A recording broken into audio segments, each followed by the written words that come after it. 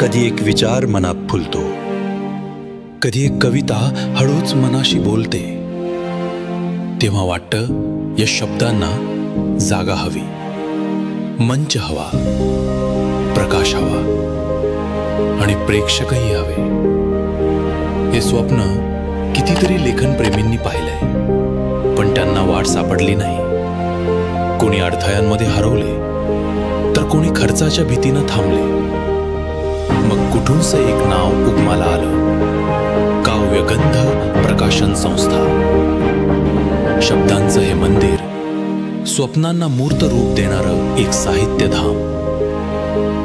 इथे न फक्त पानं छापली जातात, तर लेखनाचं जीवन खुलवून टाकलं जातं। इथं कविता जगते, गझल साकारते, कथा बोलकी होते आणि कादंबरी संवाद साधते।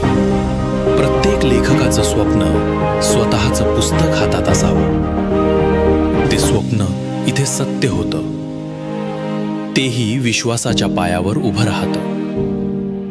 डोळ्यात शब्द असले तरी ते पुस्तकात उमटवण्याचं धैर्य देतं। काव्यगंध प्रकाशन, जे एका नवोदिताच्या हातातही कलम ठेवतं। या संस्थेनं आजवर 150हून अधिक पुस्तके दिली साहित्य विश्वाला। प्रत्येक पुस्तक म्हणजे एक आत्म्याचं उलगडलेलं पान।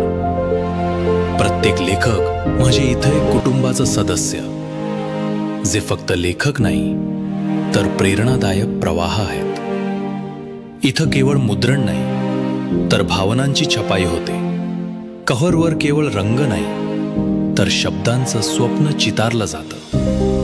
ISBN क्रमांकासह दर्जेदार पानांपासून ते ऑनलाईन विक्रीपर्यंत सर्व काही सांभाळणारी ही संस्था अगदी घर बसल्या साहित्यिकांचं विश्व उभं करते। आजच्या धकाधकीच्या काळात जिथं लोक कंटेंट मागतात, तिथं ही संस्था कला मागते। कारण साहित्य हे हृदयाचं ऐवज आहे। इथं सगळ्यांनाच मिळतो समान सन्मान। हेच तर आहे काव्यगंध प्रकाशनचं खऱ्या अर्थानं सौंदर्य।